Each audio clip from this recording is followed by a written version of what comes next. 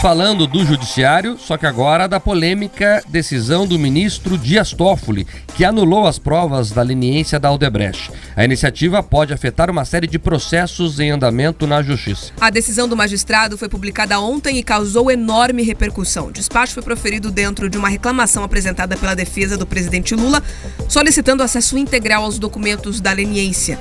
No documento de 135 páginas, o ministro do Supremo Tribunal Federal determinou que todas as provas do acordo celebrado entre a Odebrecht e os procuradores da República da Lava Jato sejam consideradas imprestáveis, ou seja, invalidadas.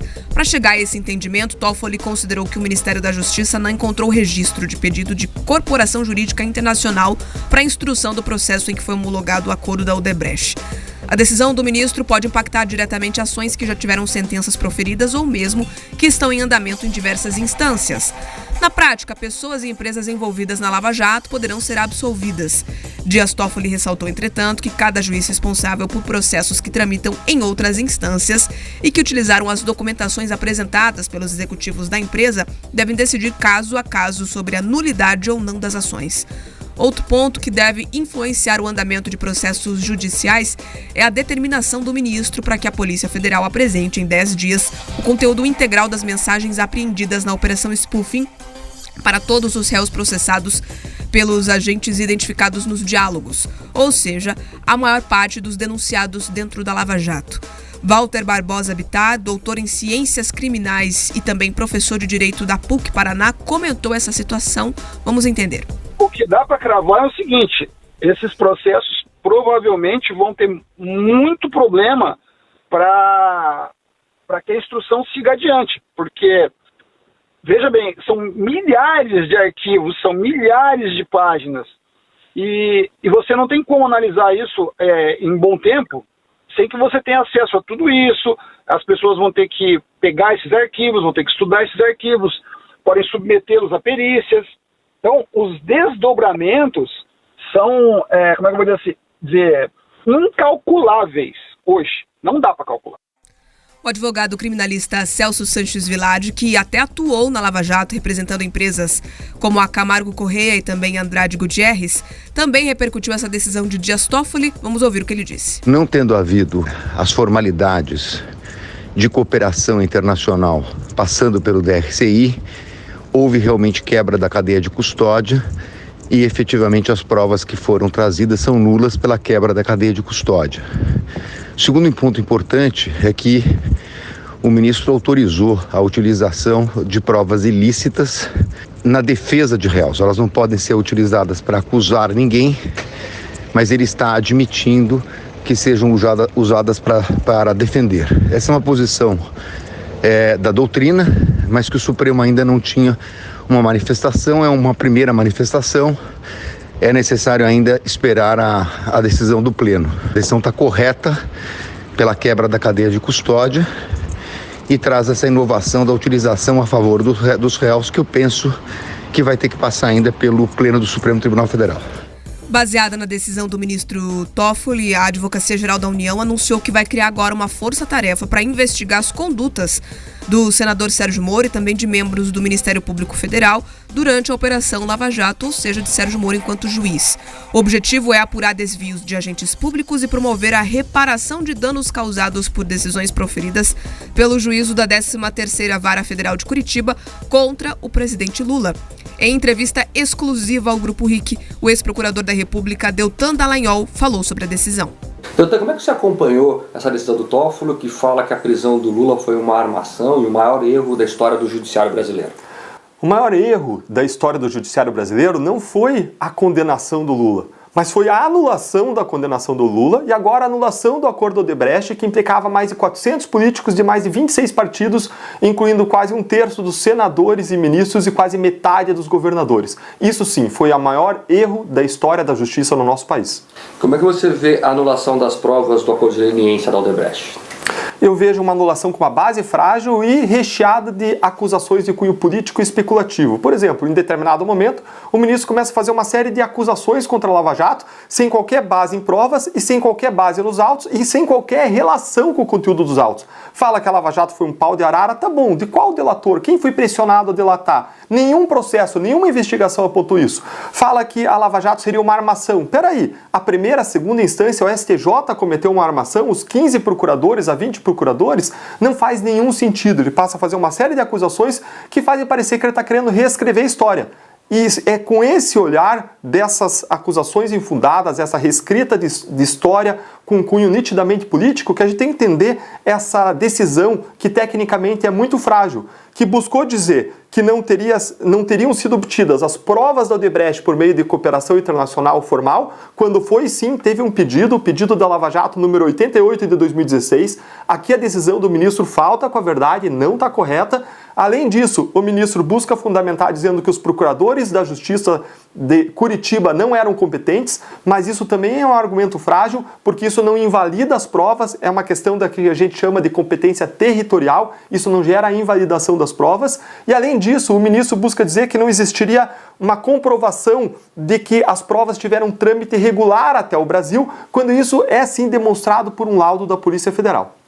Doutor, como é que você vê essa criação de uma força-tarefa da Advocacia Geral da União para investigar a Lava Jato? Essa criação dessa força-tarefa é um absurdo, é uma perseguição política, porque essa decisão do Toffoli foi frágil, recheada de acusações especulativas de cunho político, e ainda que tivesse alguma procedência, você jamais pode investigar ou processar alguém por interpretação de regras. Na pior das hipóteses, o que os procuradores, os policiais, os juízes fizeram foi dar uma interpretação para as regras, e mais, essa interpretação é pública, aconteceu lá em 2016 e ninguém falou que tinha nada de errado. Agora, passados 7 anos, debaixo do governo Lula, um governo de vingança, querem reinterpretar a história, proteger, blindar, tomam decisões que blindam corruptos e perseguir os adversários políticos e quem trabalhou na Lava Jato. E a decisão do ministro Flávio Dino de colocar a PF também para investigar os agentes que atuaram na operação? Entra no mesmo contexto, de uma reação do sistema contra quem trabalhou na Lava Jato. Não existe no Brasil a figura de crime de hermenêutica. Interpretar a lei de um determinado modo não é crime, ainda mais você interpretar a lei de um modo a você fazer um acordo que recuperou 3 bilhões. Mas o que querem hoje é colocar na rua os corruptos, é devolver o dinheiro desviado para os corruptos e assim perseguir e punir quem atuou contra a corrupção no nosso país. Eu ia perguntar exatamente isso. Existe o risco de se ter que devolver o dinheiro obtido por meio do acordo? O ministro Toffoli não falou isso expressamente, mas é a consequência lógica da decisão. Se o acordo é anulado, se as provas do acordo são anuladas, a consequência lógica é você devolver o dinheiro que a empresa deu para os cofres públicos por conta do acordo. Afinal de contas, cai o acordo, cai a razão jurídica para a empresa devolver o dinheiro que ela confessadamente roubou da sociedade brasileira.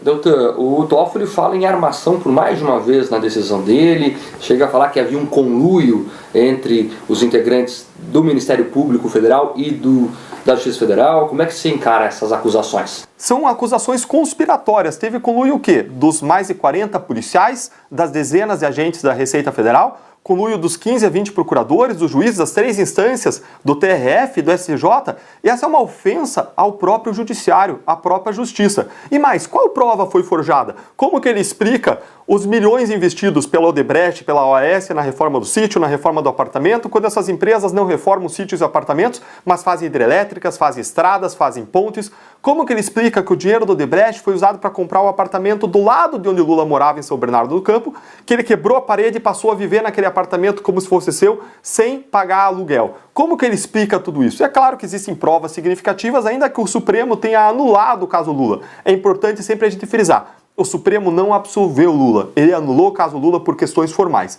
Então, essa conversa de que existiria uma perseguição de inocentes é pura conversa, é puro discurso, não tem nenhuma base em fatos, em provas, em a realidade concreta. O ministro chega a citar, mesmo que de forma superficial, aquelas mensagens da chamada Vaza Jato. Como é que você vê a utilização dessas mensagens em uma decisão judicial? É uma grande ironia, porque esse ministro está dizendo que as provas supostamente ilícitas do acordo Odebrecht, assim que ele está entendendo, embora elas sejam regulares e lícitas, comprovadas documentalmente, ele está dizendo que essas provas não podem ser usadas contra os corruptos. Mas aí ele pega provas que foram roubadas por hackers, supostas mensagens sem prova de autenticidade, quando em relação ao Odebrecht você tem prova de autenticidade, sem prova de autenticidade, e quer usar para que sejam investigados procuradores, juízes e para punir quem combateu a corrupção no Brasil. Como é que você avalia a questão como um todo, Deltan? Há uma perseguição contra quem trabalhou na Operação Lava Jato?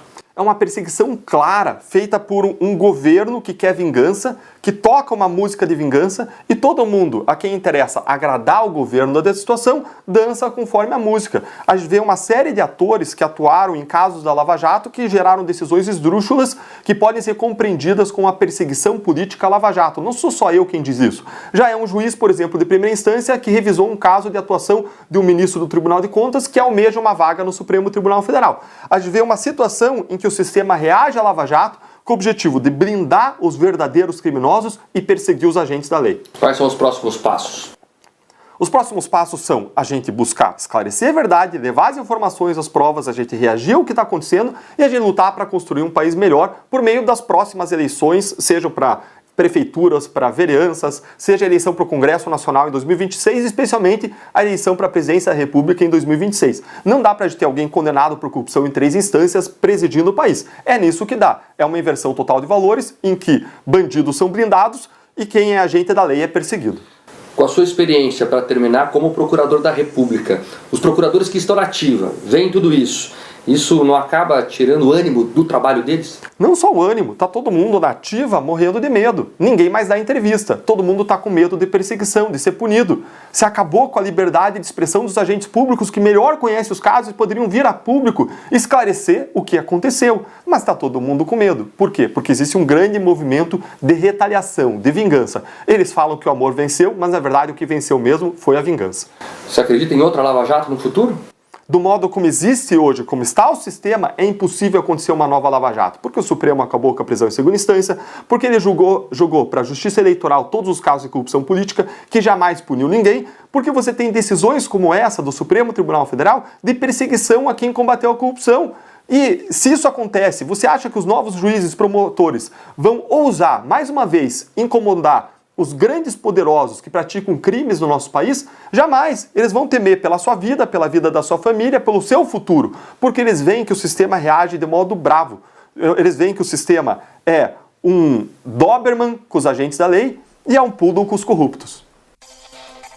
A gente acabou de ouvir, portanto, a fala, de Deltan Dallagnol, que foi procurador da República durante o processo da Lava Jato, repercutindo, portanto, essa decisão do ministro.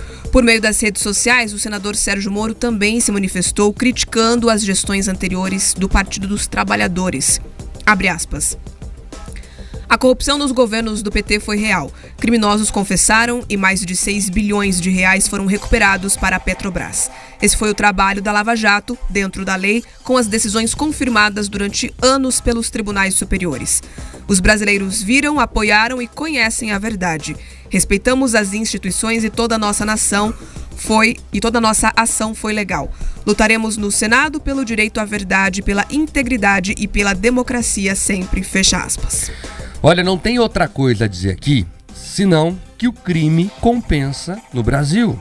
O crime compensa aqui. O nosso país parece viver um faroeste às avessas, em que o bandido corre atrás do mocinho. Essa decisão de anular as provas dos esquemas de corrupção da Odebrecht, provas que foram apresentadas pela própria empreiteira, é quase como pedir desculpas aos corruptos. A Odebrecht, confessou, e é importante reforçar isso. A família Odebrecht, os executivos da construtora, confessaram que pagaram propinas em centenas de contratos com os governos diversos. Governos petistas, governos estaduais, governos municipais. Era uma festa. Eu acompanhei de perto a Operação Lava Jato. Eles não queriam confessar. Esse bastidor é legal. Eles não queriam confessar. O trabalho do pai do Marcelo Odebrecht, o senhor Emílio Odebrecht, era que o filho confessasse tudo sozinho, pagasse tudo sozinho, na verdade, e não fizesse acordo. Marcelo Odebrecht olha pro pai e fala: eu não vou bancar isso sozinho não, eu vou delatar. E aí, sem conseguir convencer o filho, aí eles falam: se você falar, todo mundo tem que falar. E daí vem a decisão da Odebrecht de falar. Eles não queriam falar. O filho falou e aí todo mundo teve que vir atrás.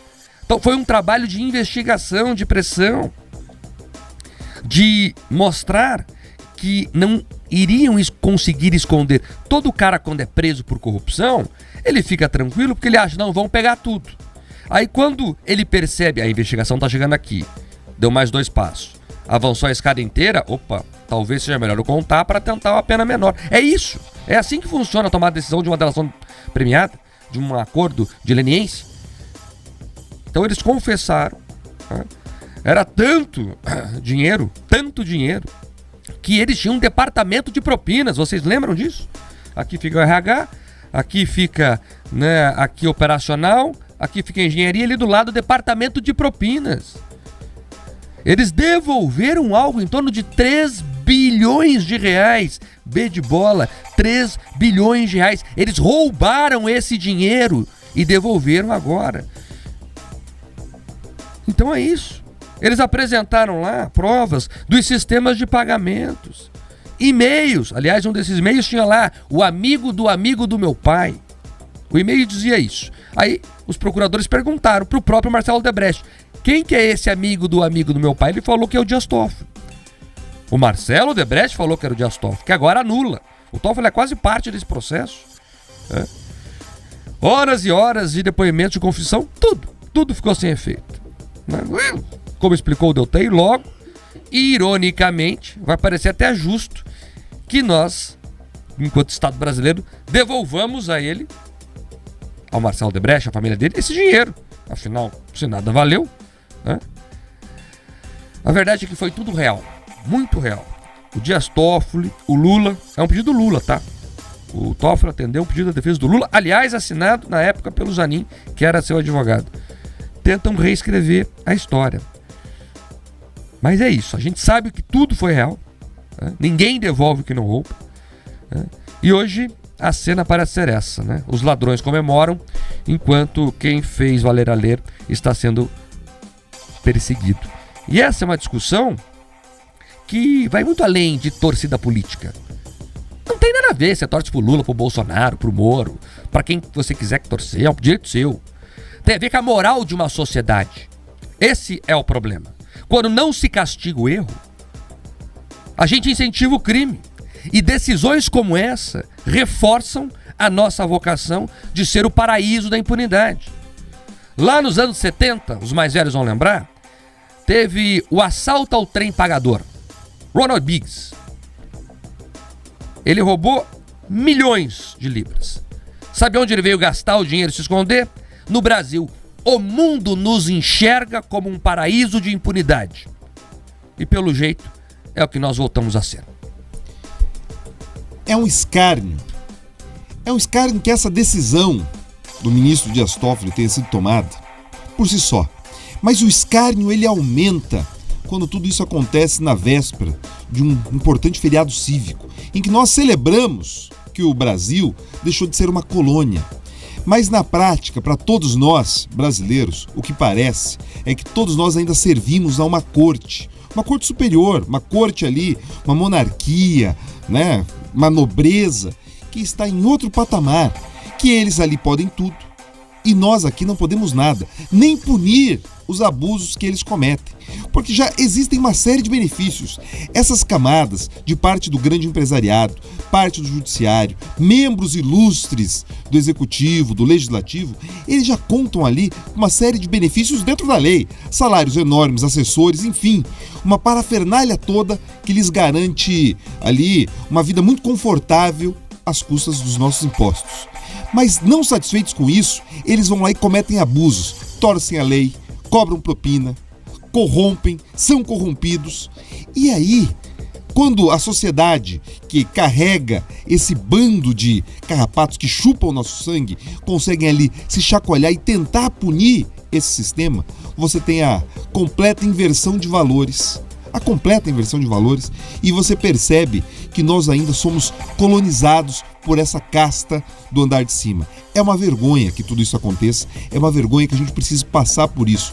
E mais do que tudo isso, nós precisamos entender o seguinte: como nós vamos garantir que essa cleptocracia saia das nossas vidas. Porque é isso, se o crime compensa, como você vai mostrar para as pessoas que elas precisam ser honestas, produzir, trabalhar, garantir um futuro decente, sendo que você tem ali outras pessoas competindo de forma irregular?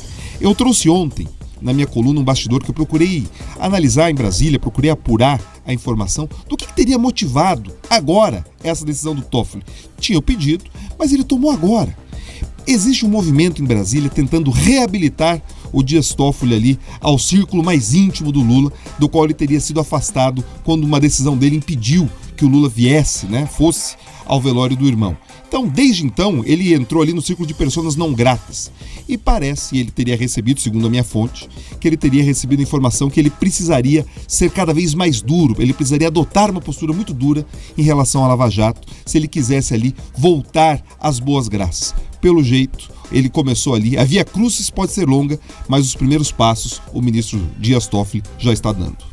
Uma decisão frágil do ponto de vista jurídico. Frágil.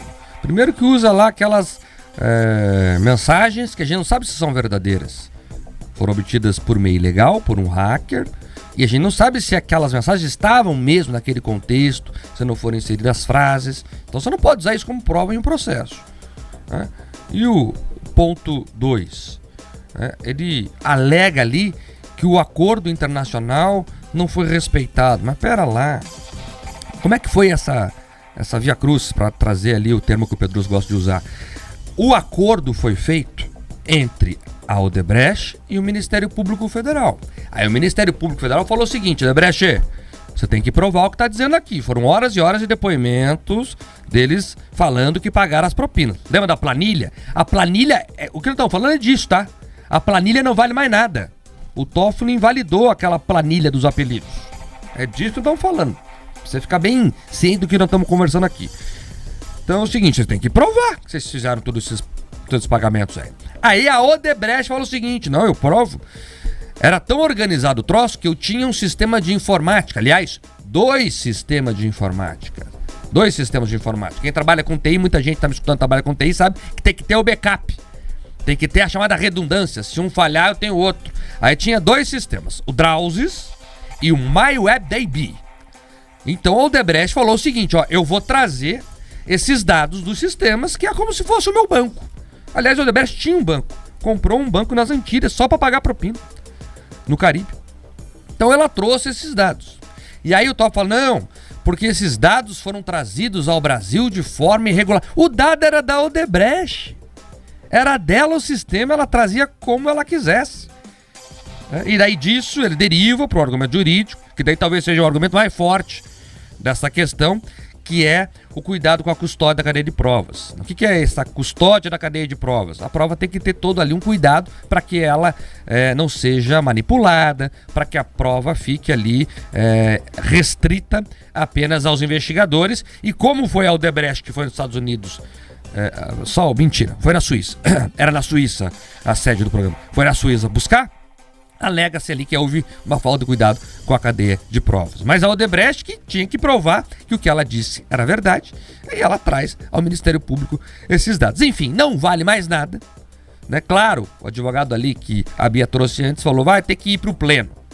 O que você acha que vai acontecer, amigão?